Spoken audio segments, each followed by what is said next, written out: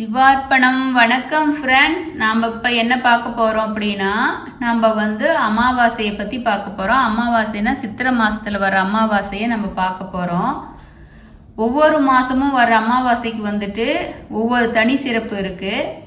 இது சித்திரை மாதத்தில் வர்றதுல என்ன தனி சிறப்பு அப்படின்னா, நம்ம சித்திரை மாதத்தில் சூரிய பகவான் நமக்கு மேச ராசியில் உச்சம் பெற்று சஞ்சரிக்கிறாரு.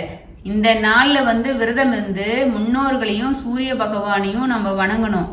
அப்படி வணங்கினோம்னா நம்ம உடல் ஆரோக்கியம், அந்தஸ்து, கம்பீரம் ஆகியவற்றுக்கு தர வள்ளலான சூரிய பகவான் இதெல்லாம் நமக்கு கொடுப்பாரு. அதனால நம்ம சூரிய பகவான் நம்ம இந்த இந்த சித்திரை அமாவாசையை பற்றி நம்ம சொல்லலாம், பார்க்கலாம். பொதுவாக அமாவாசை திதி முன்னோர்கள் வழிபாட்டுக்கு நம்ம சிறந்ததா நம்ம இருக்கு. நம்ம எப்பவுமே அமாவாசைனா முன்னோர்கள் வழிபாடு தான் நமக்கு. அப்புறம் குலதெய்வ வழிபாடு. இந்நாளில் நம்ம செய்கிற தர்ப்பணம் முதலில் வழிபாடு முன்னோர்கள் நல்லாசியை பெற்று தரும் அப்படிங்கிறது ஐதீகம். அதனால நம்ம சித்திரை மாச அமாவாசையில விசேஷமான ஒன்றாக கருதப்படுது. அதுலயும் சூரிய பகவான் அருளை பெற்றுத்தரும் தினமாக இந்த அமாவாசை விளங்குகிறது என்கிறது அடியார்கள் எல்லாம் அப்படி சொல்றாங்க. சூரிய பகவானோட அருளை நமக்கு பெற்றுத்தருது.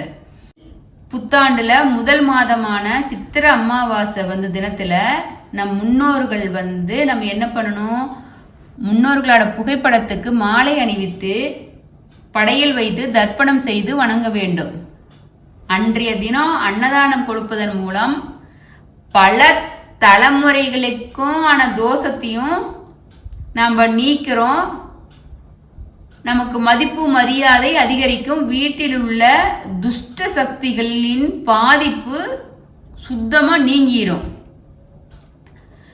முன்னோர்கள் வழிபாடு அவ்வளவு சிறப்பு. சித்திரை மாசத்துல மேச மாதம் என்பார்கள். சூரியன் மேச ராசியில் சஞ்சரிக்கும் காலமே சித்திரை மாசம். சூரியன் பகவான் கிழக்கு பக்கமா வருஷத்திலே இந்த வருஷத்துல கிழக்கு திசையில கரெக்டா சஞ்சரிக்கிறது இந்த மாசத்துலதான் கிழக்கு திசையில சூரிய பகவான் நமக்கு ஆசி வழங்குறாரு. இந்த ஜோதிடத்துல நவகிரகங்கள்ல சூரிய பகவான் முக்கியமான கிரகமா போற்றப்படுகிறார். ஏன்னா அவர் தான் நடுநாயகம். சூரியன்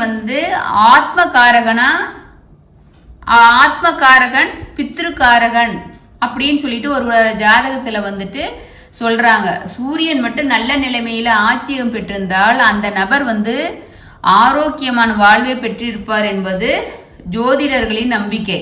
நம்ம ஜோதிடம் பார்த்தோம்னா அவ்வளவு நம்பிக்கை. சூரியனும் சந்திரனும் ஒரே ராசியில் சஞ்சரிக்கும் நாளே அமாவாசை நாளை. சந்திரனும் மேச ராசியில் பரண நட்சத்திரத்துல சஞ்சரிக்க உள்ளாரு. இந்த சித்திரையில சூரியனும் சந்திரனும் சந்திக்கும் இந்த நாளில் குறிப்பாக சூரியன் மேச ராசியில் உச்சமடைந்திருக்கும் போது செய்யப்படும் பித்ரு வழிபாடுகள் பூர்வ புண்ணியத்தை அதிகப்படுத்தும் அப்படின்னு சொல்லிட்டு ஐதீகமா இருக்கு. அதனால நம்ம இந்த வர்ற சித்திரை மாசத்துல வர அமாவாசைய நம்ம சிறப்பா கொண்டாடணும். அந்த நாள்ல வழக்கமா தர்ற தர்ப்பணங்கள் செய்பவர்கள் வீட்டுல செய்யறதா இருந்தா வீட்டுல கண்டிப்பா தவறாம செய்யணும். இல்ல ஆத்துல குளத்தங்கரையில செய்யறவங்களா இருந்தா ஆத்துல குளத்தங்கரையில போய் கண்டிப்பா செய்யணும். தர்ப்பணம் செய்யும் வழக்கம் இல்லாதவங்க வீட்டுல சாதம் வச்சு அதுல தயிர் கலந்து எள் சேர்த்து காக்கைக்கு மெயினா உணவிடணும். அப்புறம் தங்களோட முன்னோர்களோட படத்துக்கு பூக்கள் வச்சு கற்பூரம் காட்டி பூஜை பண்ணணும். இது கண்டிப்பா சிறப்பா செய்யணும்.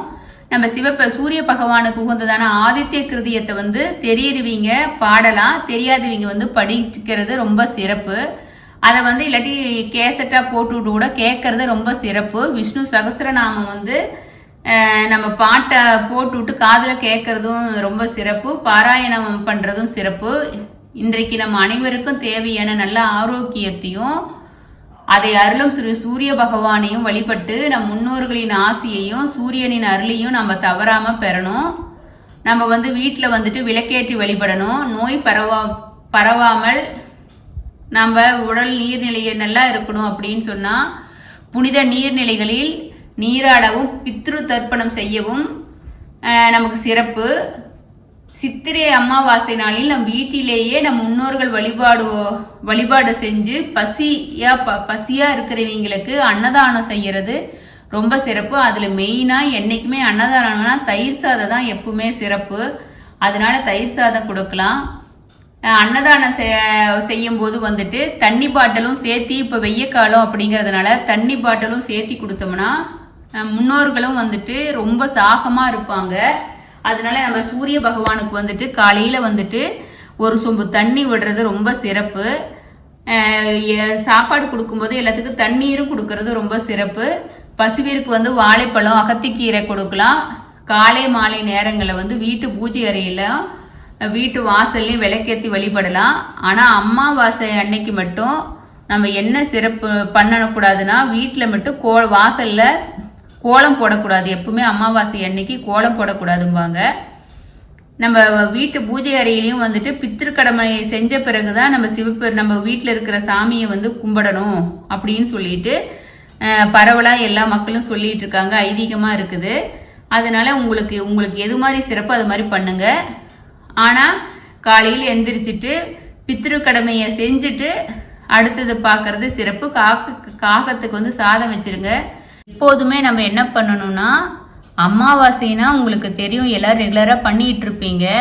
அதனால சிறப்பாக வந்து முன்னோர்கள் வழிபட்டு குலதெய்வ வழிபாடு சிறப்பு. சூரிய பகவானை வந்து மெயினாக வழிபடணும். சூரிய உலகத்தில் தான் வந்துட்டு நம்ம முன்னோர்கள் எல்லாம் இருக்காங்க. அவங்க ரொம்ப வயிற்று பசியாக தண்ணி தாகத்தோட இருப்பாங்க. அதனால நம்ம வந்துட்டு எல்லாத்துக்கும் தண்ணீர் கொடுக்கறது ரொம்ப சிறப்பு. அதுவும் இப்போ வந்து அக்னி வெயில் வந்து ரொம்ப எல்லாத்தையும் வாட்டி வதைக்குது. அதனால நீங்கள் வந்து முடிஞ்ச அளவுக்கு எல்லாத்துக்கும் தண்ணீர் மோர் கொடுக்கறது ரொம்ப சிறப்பு ஃப்ரெண்ட்ஸ். நம்ம வந்து இது போல் சித்திரை அமாவாசையில் வந்து முன்னோர்களை வழிபட்டு குலதெய்வத்தையும் வழிபட்டு சூரிய பகவானை வழிபட்டு நம்ம எல்லாம் வல்ல சிவபெருமானையும் வழிபட்டு நீங்கள் பல்லாண்டு உங்களுக்கு பிடிச்ச அப்புறமேட்டு உங்களுக்கு பிடிச்ச தெய்வத்தையும் வழிபட்டு சிறப்பாக ஆசி பெற்று நீடூடி வாழுங்கன்னு சொல்கிறோம். சிவார்ப்பணம். நன்றி. தேங்க்யூ. சிவார்ப்பணம் ஃப்ரெண்ட்ஸ்.